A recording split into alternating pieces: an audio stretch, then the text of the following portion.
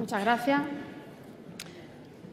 Desde Podemos hemos presentado un veto porque entendemos también que esta modificación de la del aborto es una modificación que solamente tiene una motivación, es moral y lo único que quiere es recoger un puñado de votos, pero que la consecuencia va a ser vulneración de derechos de la mujer y un retroceso en los derechos. No podemos estar de acuerdo y presentamos este veto. Lo primero que tenemos que decir es que la premisa en la que ustedes justifican esta reforma es falsa, como le viene diciendo todos los compañeros que han defendido sus vetos. Explíquenme dónde de la Ley Orgánica 2/2010 te dice que los padres se les impide a los padres proteger a los menores o ejercer sus derechos y sus obligaciones del Código Civil. En ningún sitio, sino que se dice todo lo contrario. Se dice todo lo contrario. Por favor, explíquenme dónde se pone eso. La regla general es informar a los progenitores y solo en casos excepcionales de peligro de violencia intrafamiliar, amenazas, coacciones, malos tratos o que se produzca una situación de desarraigo o desamparo, se podrá prescindir de esa información. Por favor, díganme dónde se justifica esa motivación de su exposición de motivos, porque no la vemos por ningún lado. La realidad de los datos que también se han expuesto aquí, que vienen en estadísticas que son públicas, que son oficiales y que ustedes están obviando porque les interesa, dice que las menores que interrumpen su embarazo son muy pocas, son el 3,60% del total. Se lo vamos a ir repitiendo todos unos a otros, a ver si admiten estas estadísticas que son públicas y que son conocidas. De estas menores, que son muy pocas, el 90% se le informa a sus padres y además este 90% acude en compañía de sus padres y tienen su apoyo. Solamente el 10% no lo hacen. ¿Por qué? No lo hacen porque viven en situación de maltrato o de violencia o desarraigo familiar. Por favor, explíquenme cómo regulando precisamente para obligar a estas mujeres a depender de sus maltratadores vamos a protegerlas. A nosotros la sociedad nos vota para proteger a los más desfavorecidos. Esta es la situación. Con que solamente una mujer, solamente una, la coloquemos en situación de desamparo, no podemos provocar esta situación, no podemos aprobar esta modificación de esta ley. Solamente una, y no es una, los datos dicen que son bastantes más. La consecuencia va a ser verdaderos dramas, la consecuencia va a ser poner en peligro la vida de las mujeres, porque obviamente en situaciones dramáticas van a interrumpir su embarazo y lo van a hacer en sitios inseguros, va a provocar un riesgo para sus vidas. Por favor, díganme cómo las vamos a proteger, porque desde luego no han previsto ni una sola medida para evitar estas consecuencias. Por favor, díganme cómo las vamos a proteger. En el 2014, la compañera de Coalición Canaria ha expuesto los motivos en los que las mujeres alegaron la imposibilidad de comunicación de la interrupción del embarazo a sus padres. Y los motivos que alegaron fueron bastante potentes.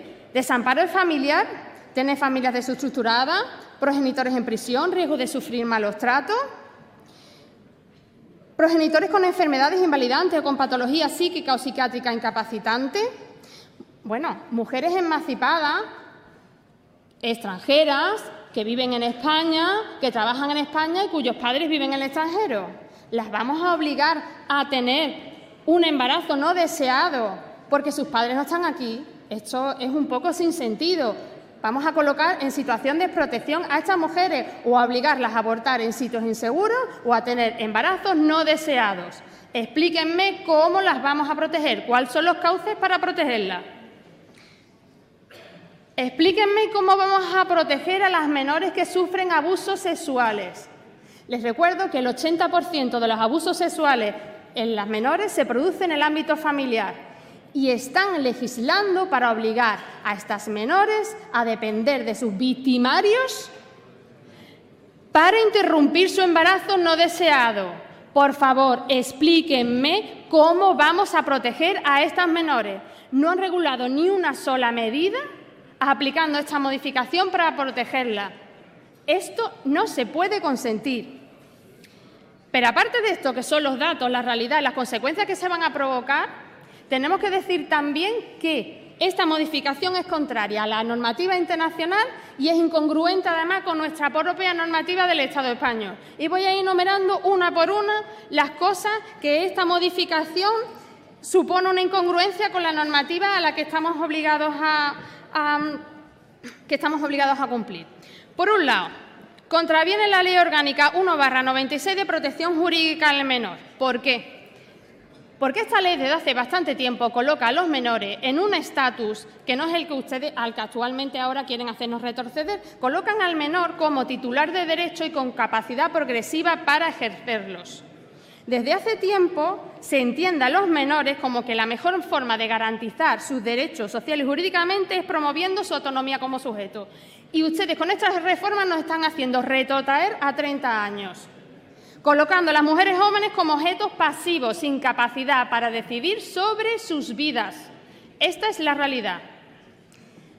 Pero vamos a seguir. El Consejo de Derechos Humanos, en un informe muy reciente de 17 de junio del 2015, de este mismo verano, el informe se llama La cuestión de la discriminación contra la mujer en la legislación y en la práctica, exhorta al Estado español a la retirada de esta proposición de ley por ser contraria a la normativa internacional de derechos humanos.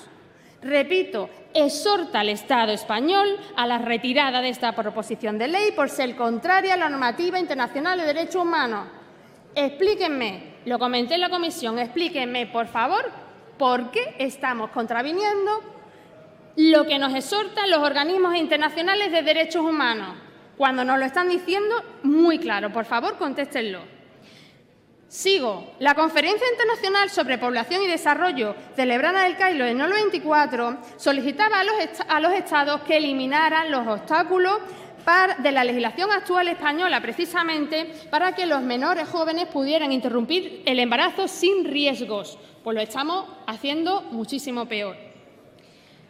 En la aplicación de la Convención sobre Derechos del Niño de Naciones Unidas, el Comité de Derechos de un Niño también recomendaba que se permitiera a los menores el poder acceder a determinados tratamientos sin el consentimiento de sus progenitores, como por ejemplo tratamientos de VIH, servicios de salud sexual, métodos anticonceptivos y abortos en condiciones de seguridad. Esta reforma va a provocar abortos en condiciones de inseguridad, va a provocar poner en peligro la vida de las mujeres. Sigo. Nuestra normativa propia, la Ley 41/2002, básica reguladora de la autonomía del paciente. En la última modificación que se ha hecho este mismo verano, que ha entrado en vigor el 18 de agosto, dice en el artículo 9.3, el apartado justo anterior al que ahora vamos a modificar, o que ahora van a modificar, porque obviamente vamos a votar que no.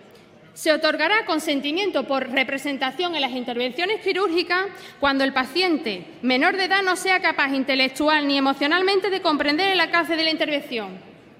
Explíquenme cómo una mujer en estas situaciones dramáticas que estamos explicando no es ni emocional ni intelectualmente capaz de entender lo que es llevar hacia adelante un embarazo o no. Explíquenmelo y, sobre todo, explíquenme cuáles son los cauces para protegerlas, por favor.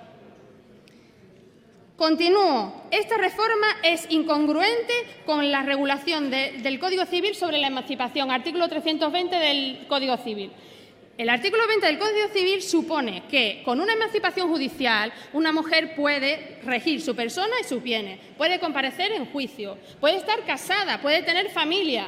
Explíquenme el ejemplo siguiente. Una mujer de 16, 17 años casada, con un hijo, con una familia, que tiene un segundo embarazo y en su familia deciden no llevarlo a término. ¿Ustedes les van a obligar a depender de sus progenitores para llevar hacia adelante ese segundo embarazo?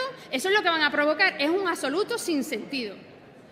Pero no solamente un sinsentido, sino que es que además es contrario a la Convención sobre Derechos del Niño, que dice que hay que garantizar que ningún niño sea objeto de injerencias arbitrarias o ilegales en su vida privada o su familia. Y esto, señorías, es una injerencia en su vida privada y su familia. Por favor, explíquenme cómo vamos a proteger a estas mujeres. Continúo. Es también insostenible e incongruente con nuestra normativa en la Ley Orgánica 5/2000, reguladora de la responsabilidad penal de los menores.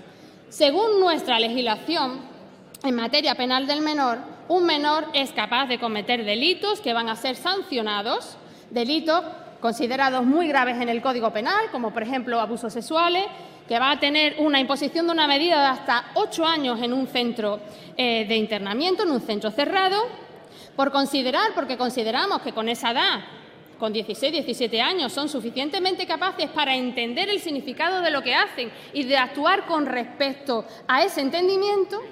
Y, sin embargo, entendemos que una mujer de 16 y 17 años no tiene capacidad para entender las consecuencias de llevar a término o no un embarazo. Explíquenmelo, porque es absolutamente incongruente. Conclusión. Esto es una vulneración de derechos humanos de la mujer, un retroceso de derechos de la mujer. Esto va a provocar, sobre todo, muchísimo sufrimiento. Esto va a provocar, sobre todo, poner en peligro la vida de las mujeres.